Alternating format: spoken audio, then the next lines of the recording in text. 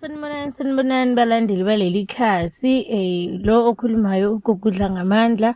La ngiza nephupho, ngifuna siphupha, usifuna ngibheke uphupha ulwandle. Ukuthi uphupha ulwandle ngabe kuqonda ukuthini. Njengenjwayelo-ke hlezi ngisho ukuthi iphupho liney'ncazelo ey'hlukene. Kuya ngokuthi kube isiphi isimo sephupho wena osuka uphupha phezu kwaso, nokuthi wena usuke ubona kanjani.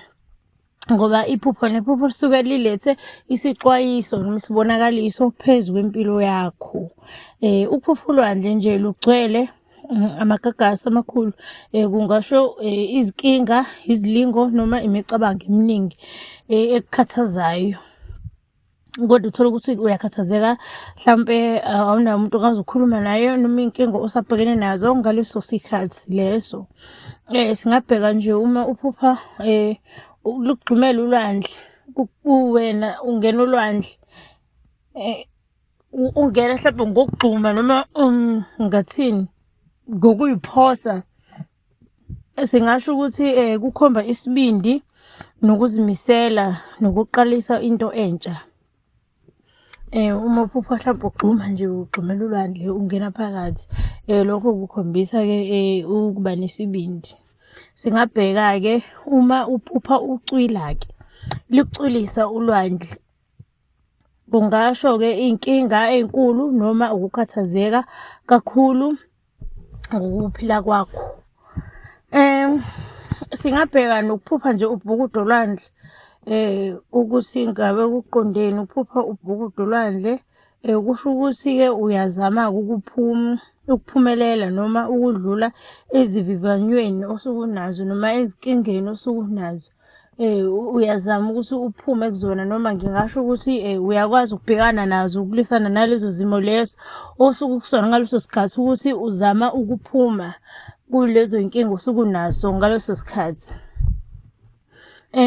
Ulwandle-ke ephusheni luvame ukumela imizwa ejulile empilweni yakho.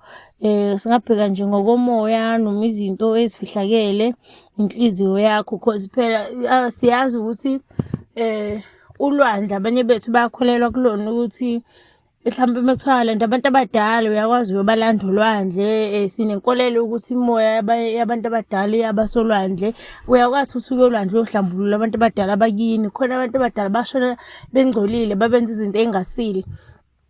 Uyakwazi ukuthi uhambe uyobageza olwandle, noma wena siqu sakho uyobagezela abantu abadala olwandle, ukuze bangene ekhaya sebeklini, babe idlozi elihle. Ngoba kubalulekile ukuthi ekhaya uma ungenisa amadlozi, ungenisa idlozi elihle eliklini. Njalo uma ungenisa idlozi oqala ngokulihlambulula, noma ngathi uyazi wena ukuthi hhayi abantu abadala basekhaya babeklini, uma nobaba hlampe ngiyabekisa akaze benze izinto ey'ngcolile. Kodwa ukwazi ekuhambeni kwabo besebancane kubalulekile ukuthi ubahlambulule. Singabheka nje nokuphupha ulwandle-ke olunolaka, amagagasi eza ngamandla. Lokho kungasho ulaka labaphansi. Bezama-ke ukukupha njalo isixwayiso phezu kwempilo yakho noma isibonakaliso, bekukhombisa ukuthi hayi bo, ngabe khona into engahambi kahle ekhaya, noma lolo laka lolo abasuke livuka, ngoba phela ulaka livuka ey'ntweni ey'ningi. Lingavusa umsindo basekhaya, uma kuba ikhaya linomsindo, abantu abadala lelo khaya bahlezi bezoveza ulaka, mese bayaduba, bayalishiya ikhaya, bayaphuma nisimeni nihambe niyohlola bathi abantu hhayi umsamo awukho ekhaya, ngoba hlampe ekhaya kukho ukuhlaliseka ngokuthula. Kwesinye isikhathi-ke kuyenzeka ukuthi lube isibonakaliso noma isixwayiso okumele uyogeza olwandle, njengoba sazi nje ukuthi-ke umoya wabantu abadala abangasekho bayabasolwandle.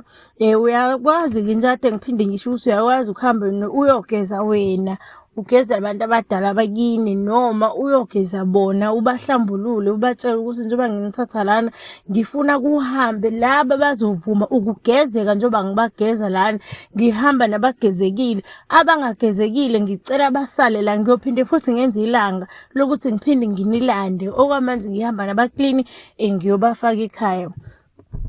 Kubalulekile ukuthi uma ungenisa abantu abadala, ungenise abantu abadala abaklini, abahlanzekile.